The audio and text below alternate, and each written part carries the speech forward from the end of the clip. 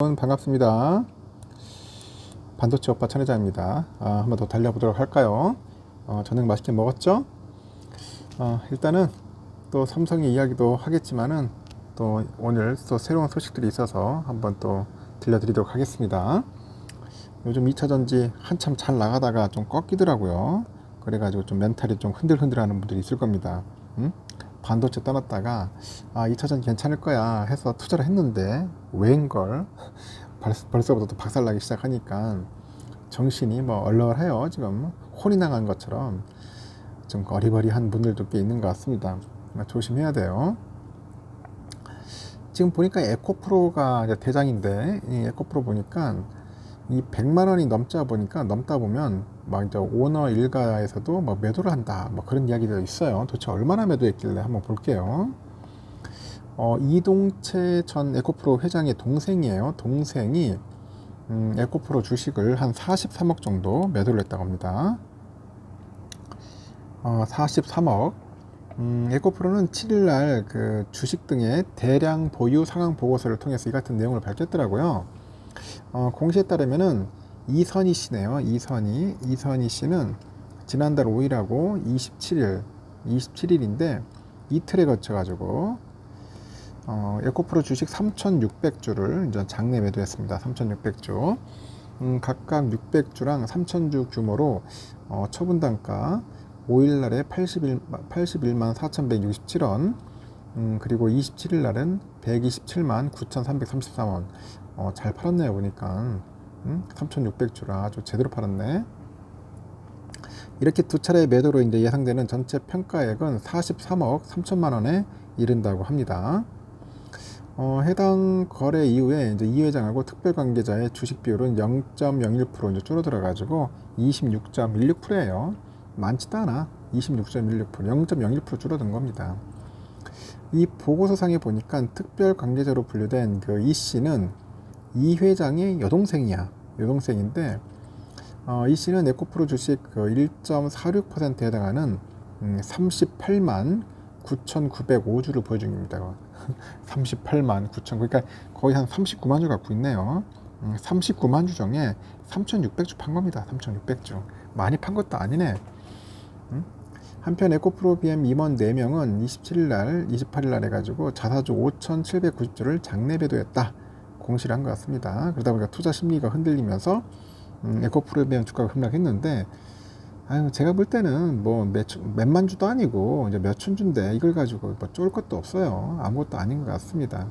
그래서 너무 뭐 이렇게 여러분들 막 혹시 투자하신 분들 두려워할 필요는 없는 것 같습니다. 당연히 뭐 돈 필요하고 하면 또 팔 수도 있는 거죠. 하여튼 그런 일들이 있다는 거구나. 몇만 주씩 하는데 몇만 주면 모르겠다. 또 꼴랑 뭐 1,000주, 2,000주 그런데 39만 주 갖고 있는 사람이 판 건데요. 일단 그런 일들이 있었다는 게 뭐 그런 소식이 있었고요.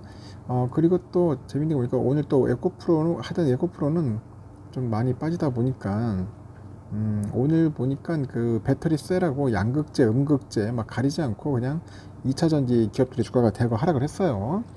근데 에코프로가 대장이니까 완전 눈물을 흘린 거죠. 그러다 보니까 에코프로하고 에코프로 BM의 시가총액이 하루 만에 이제 7조 원이 날라갔어. 7조 원이 날라갔더라. 이렇게 두 기업의 시총이 이제 코스닥에서 차지하는 비중이 15%를 넘어서고 있어요. 넘어서는 만큼 코스닥 지수도 결국은 2% 넘게 빠지는 거죠. 지난 3일에 에코프로 그룹이 실적을 발표한 이후에 증권가에서는 리포트가 이제 쏟아졌는데 에코프로 BM에 대한 10개 증권사의 평균 목표가가 38만 9,600원입니다. 오늘 종가 기준 보니까 아직은 상승 여력이 남아있다 그런 건데, 근데 에코프로에 대한 매도 리포트도 있더라고요. 공매도 친다고 계속 지금 난리야. 기관 애들 어떻게 해서든지 깎아내리려고. 이 하나증권의 김현수 씨, 이 사람 보니까 아주 뭐 대놓고 까던데 어떻게 해서든지 공매 세력들 만들어 가지고 하는 것 같습니다. 그래서 제가 볼 때는 2차전지 투자하시는 분들은 쫄 필요는 없어요. 어차피 뭐 2차전지 기업이 뭐 망할 기업도 아니고 가지고 있는 분들은 끝까지 가는 거지 뭐. 삼성전자 보유하듯이 장투해요. 장투하다 보면은 뭐 좋은 일 있을 겁니다. 그래 소신 있게 하시는 분들은 알고 단기 투자하시는 분들이야 빨리 팔고 튀어야겠죠. 하여튼 3년 후 장기 투자를 가정해도 투자 매력이 떨어진다. 뭐 그런 식으로 깎아내립니다. 기술적 접근에는 매수 실익은 없다. 그렇게 판단한다고 그런 식으로 계속 깎아내리는 거죠. 또 보니까 두 번째 이슈가 있던데 중간이 없다. 그런 얘기 있는데 뭐냐? 초전도체 있죠. 이게 또 하한가에서 막 상한가로 또 준비하더라. 2차 전지에 이어서 초전도체 역시 오늘 시장에서 주목을 받더라고요. 정말 주가에는 중간이 없는 것 같습니다. 중간이 없어. 일단 설왕설래가 이어지고 있어요. 그 전 거래일만 해도 하한가가 속출했는데 오늘은 또 상한가에 다소 직행을 하고 투자자들의 관심이 보입니다. 결국은 뭐냐? 기업의 실적과 그걸 보는 게 아니라 그냥 테마로 가는 거야. 테마로. 이게 무서운 거야. 테마로 가는 게.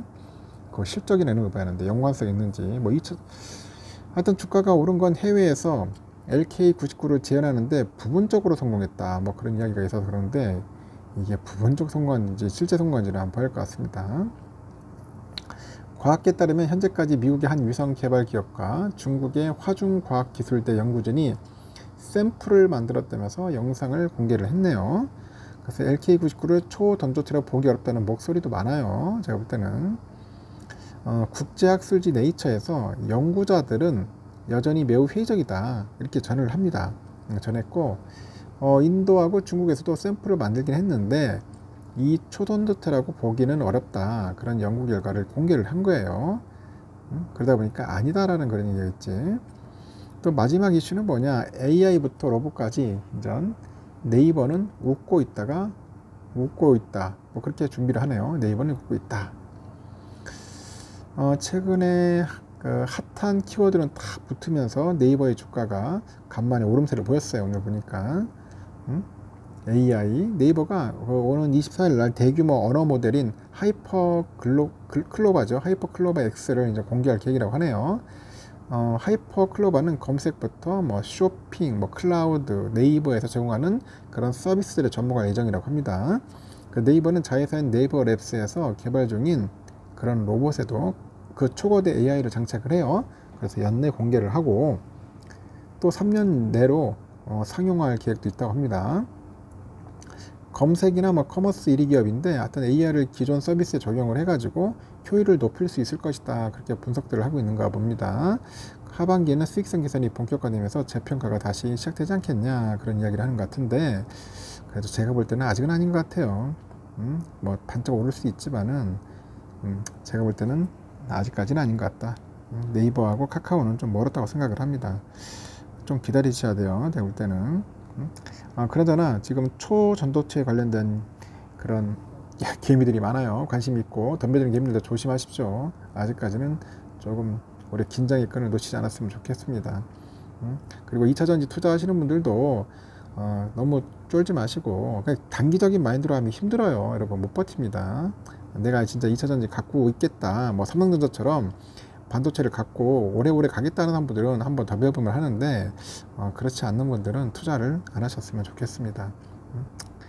조금만 주가 빠지면 난리 친다 난리 쳐. 힘들어가지고 이런 일들이 있었다는 거 여러분들에게 알려드리고 나중에 마지막 시간에 뵙도록 하겠습니다.